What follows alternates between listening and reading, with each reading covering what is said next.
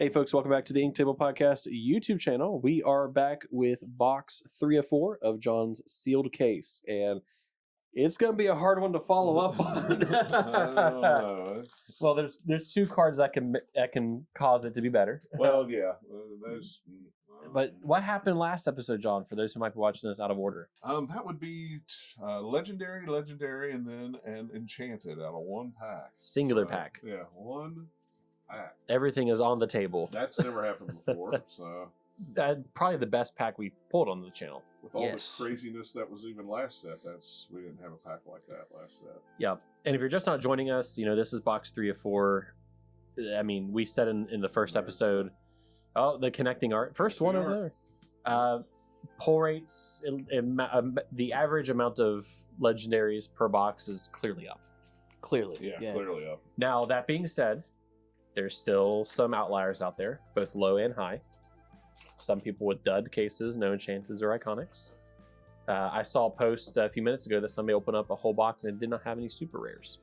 Oh, wow. So don't know if that's any truth to that pudding. Robin Hood. Just a nice little 1-drop Robin Hood. Yeah. It's your shift target. Sorry, you a have. case. A case. A case of Wilds Unknown with no rares, super rares. excluding foils. Huh. That's wild. Wilds Unknown. The claw. The Glow. Syndrome. So I guess this is the rarity stacked up, right? I'm guessing that's what Maybe I'm going to send this to Dylan right now. Maybe we'll get that into the thing. Because this is something that we are paying very close attention to, is quality control and also just pull rates in general. Yeah, that's crazy. I think everybody's looking at the pull rates. We're more or less looking at quality control for sure, because that's something that you have to look deeper into, whereas these pull rates, you see it, right? At the end of these videos, whenever we count it out and see how many legendaries and stuff we pulled, it's in our face, it's obvious that pull rates are definitely up. But on a finer tooth comb looking at things, did they fix the quality control issues that we saw on Winterspell? And right now, the answer to that is no. Sorta. No, not really. In our region, no. No, not for our region. But I want to talk about like the price of legendaries, because obviously, in Lorcana and TCGs, supply and demand. And as of this morning, 24 hours into release, the price of legendaries are pretty low, lower than normal, I would say. Yeah, I don't know Dell's price off the top of head. I know that he's probably the most talked about and probably the most expensive legendary. But other legendaries, I know the Merida, we really thought she was going to be reminiscent of the Still Angel that we saw before, who there for a while was setting at like $40. And legendary Buzz. Lenny. Oh, foil Lenny. Foil Lenny. A little work to him, but that's all right. But a lot of these legendaries now, with pull rates up like the way they are, we're seeing the prices, or the market prices of them, drop dramatically. And that should be. Yes. Because there's more of them out there. Nobody likes $60 legendaries. No. This eliminates the barrier of entry for players. I know that there's a lot of collectors and people who are focused on the financial and the money side of things, that they want cards with value. But this does eliminate the barrier of entry for the most part. Wait, Preston's making a face. No, go on. No, it was something that I thought. Go on. Finish your thought. But at the same time, this is the first time that I'm looking at it to where I'm like, all right, this does make the singles route, right? Yep. This makes it a lot more feasible. And then John, who wants to have a complete collection of all the cards, it's much more reasonable for you now too, if there's anything you're missing, to just go purchase the singles. Because I still haven't bought Cinderellas from 2 sets ago because they're so expensive. So really interesting data. Again, we are 24 hours in. Prices go up and down. We're very early. Dale is currently the most expensive legendary at $18 at 93 listings.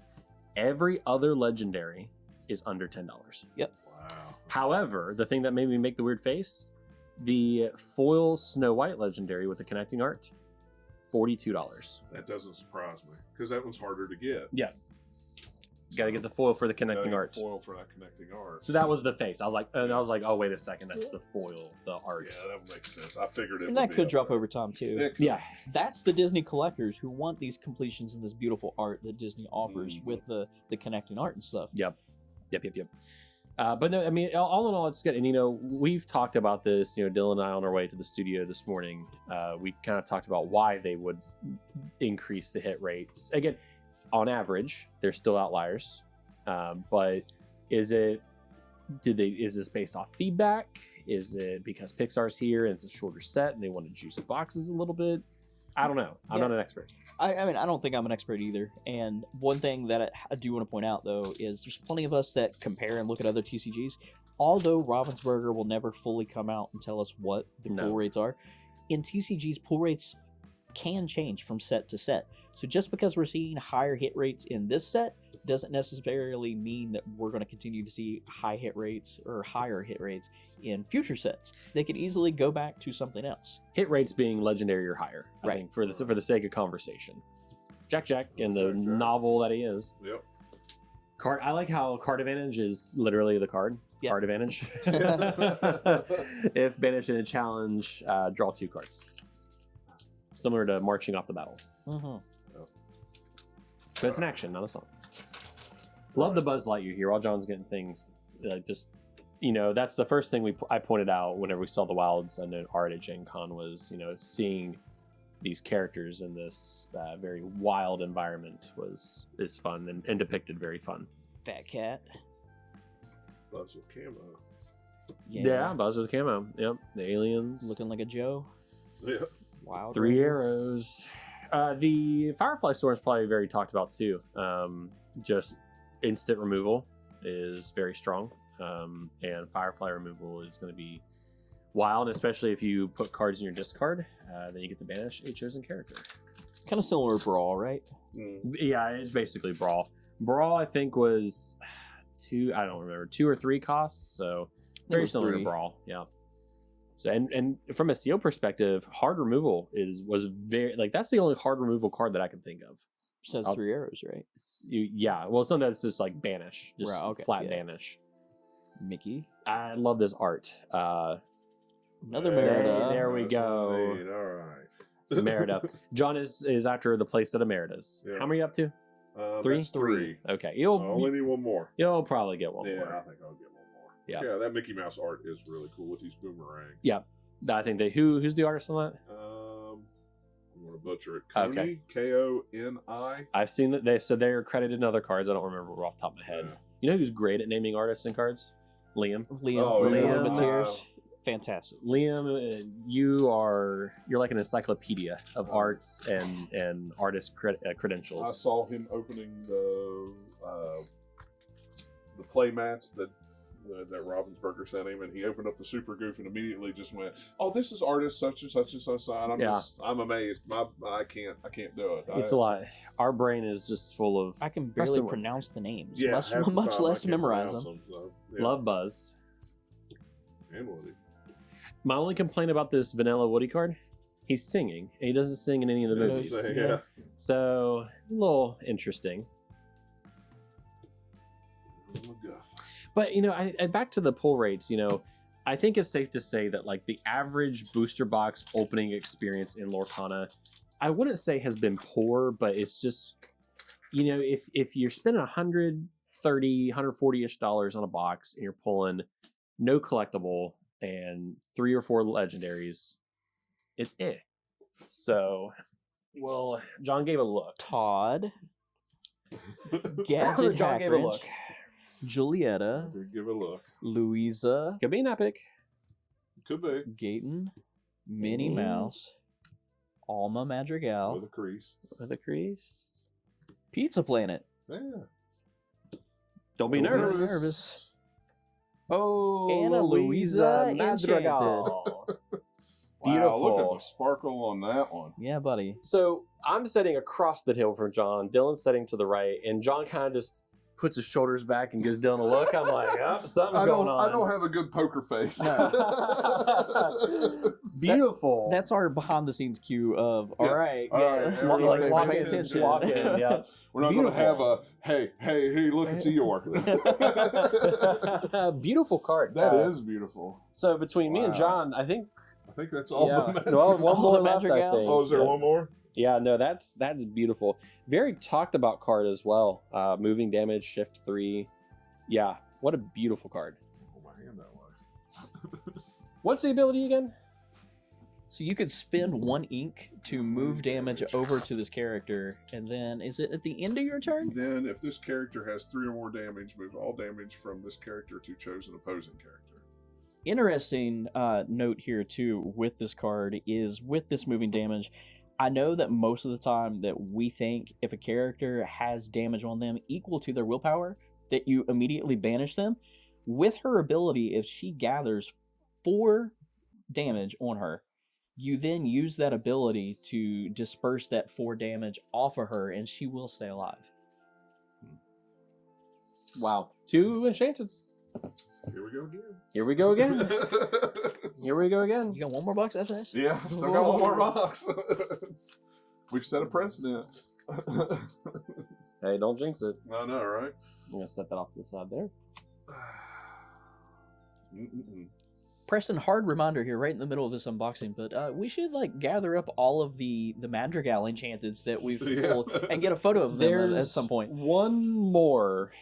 It's the another song. roller mark. Good gosh. There's one more we haven't seen, but I guess we're just rich in madrigals. I suppose.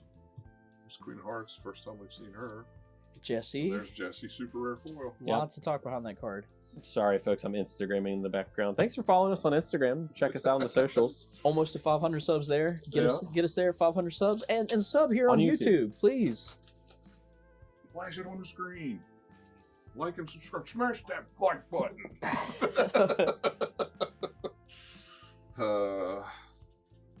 John added editing for me. Oh man, those guys just make me laugh. Sneezy. Super soup.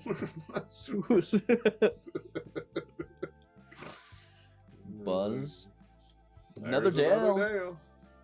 And And there's the Sneezy. Sneezy that goes in the middle, I think, because he's got no sides. Borderless on both sides. Borderless on both sides and the top. And the top, so yeah. I think he's the middle.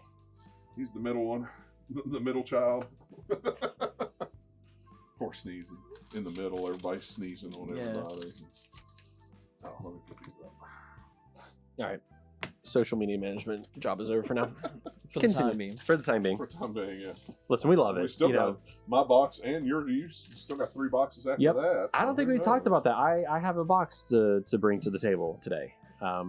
Traded in some cards for a second box, and the only reason I did that is because we saw the what the boxes were doing, and was like, let's try to get a playset. I would rather have a playset of legendaries and stuff like that, and especially whenever I got it for free after trade in. Yeah, so usually we just get 1 trove of 1 box, but Incredible. Mr. Incredible. So yeah, I think Winter Spell. I just was just here and commentating, right? Yeah, I didn't have a box. Yep. Yeah. And it's important to know. I think we mention this wherever we can. Obviously, we don't buy product just to open on YouTube. This is the product we would buy if the ink table did not exist. Yep. So grow your collection responsibly. Do not overexert. If and we've always said the troves, fantastic value. Best bang for your buck. I tell you what, I think after Sealed, after the pre-release events, go back to your LGSs. They'll probably have boxes. Yes. And those things. All the things are good hits boxes. too, yeah. I should have asked if I could have bought one to open here, but I think we'll link to Rebecca's or somebody's unboxing of that. But the pre-release boxes were so fun. What was it? So you get a paper deck box. There's Isabella. in there and Yes, all that. you got a paper deck box that's it looks like a jumbo box of crayons. It really is big. It is. Beautiful art on it though. Yeah. Yep, it's the cover art, but you get your 6 packs to use and it's a sealed box, mind you. Yep, and you get to use it for your pre-release event. Sealed, pack rush. Yep, however they want to operate it. You get 4 dice in it, and these are the same dice that you would get in the trove. I noticed that. Yeah. You get your promo card, one of 6 different promo cards that have that stamped foil.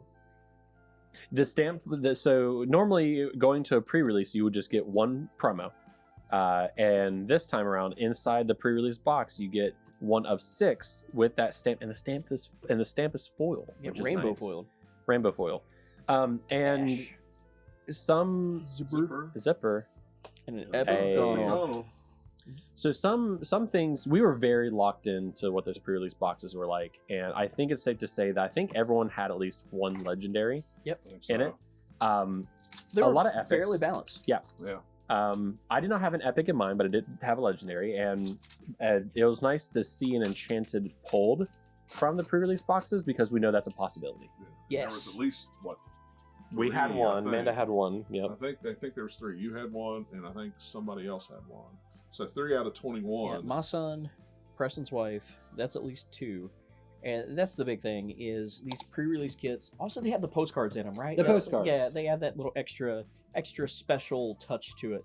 But these pre-release kits are awesome for the LGSs because now instead of having to bust open booster boxes to supply product to run these pre-release events, everything you need is right there for not only us but the LGSs, and they get to keep fully intact booster boxes that they can now sell later on to you or someone else. It takes, our game shops do a lot to make sure that we have fun, and the fact that they don't have to rip booster boxes, they can just go, hey, welcome, here you go, like takes all the guesswork out, and it gives Ravensburger a little bit of control over what goes in them a little bit, because historically if you rip open a booster box and you distribute 6 packs to each person, usually one enchanted if there is one in there, so everything's off the table whenever it comes to this. But it was nice to see that there were at least some high consistency between them, and the fact that an enchanted came from one, I was afraid that they weren't going to have My enchanted. sealed box. I pulled 3 of these yesterday. Ooh, I mean that's card it draw. was- but it was Dangerous it was plan. ridiculous and sealed because it was like a lot of times I was top decking Yeah. and that was all I could play. It was like, all right, I just ended up letting the other person choose which card to discard. It was like just here. But final point before John pulled his second enchanted. I think ultimately people want to walk away from buying product feeling good about what they bought, and this is the first set where I think on average most people have that sentiment. Yeah, you get done opening these boxes, and for the most part, you sit back and you look at it and you say, this was a good box. Yep.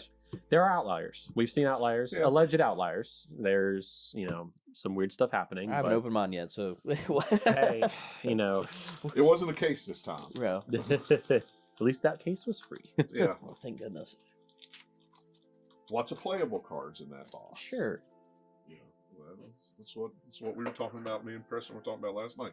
At least there was a lot of playable cards. In that Right. All cards are playable, but it's nice to have Right. play sets of the slightly higher rarity cards. And then there's some people here, though, that are opening boxes of Disney Lorcana not to play, but simply to collect. To and collect. Find beautiful, amazing enchanteds. And when you get a whole case and there's no enchanted in it, I mean, with the money that we're paying, again, pull rates are not, they're up, but they're not necessarily guaranteed.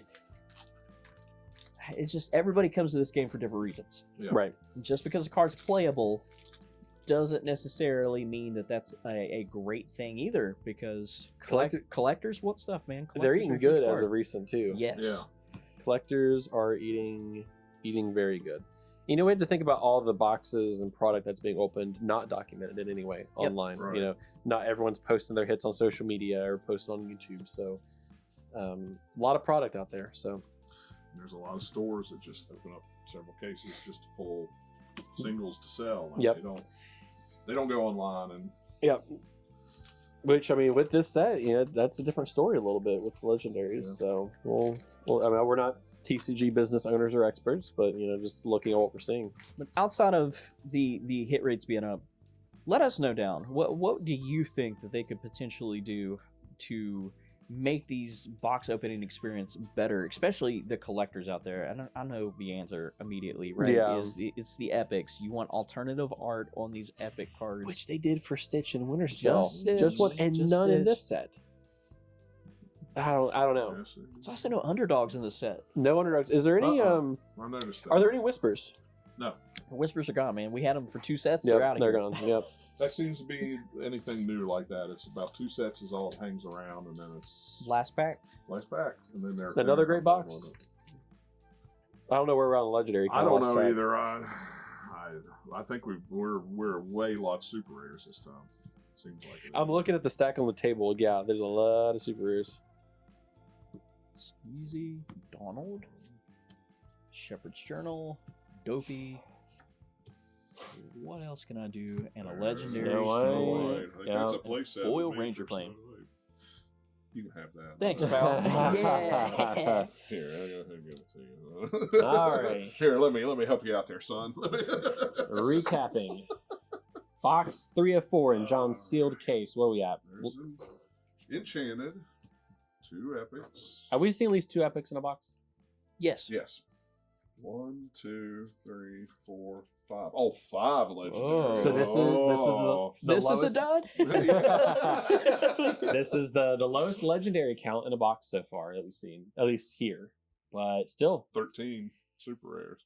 2 enchanteds in the case. But like we're saying, right? In the past, this would have been our max. Oh, yeah. Five legendaries would have been a fantastic box in the past. Yeah. So for us to look at 5 legendaries, Go, 2 epics, and an enchanted and be like, well, this is our low. Yeah.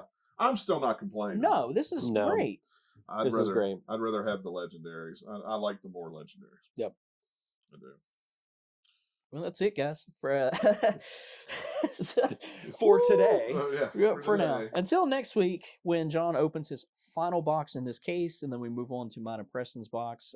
Thank you for once again pulling up a seat here at the ink table and watching us. Let us know what you guys think about the hit rates and stuff, and just what you feel about Wilds Unknown.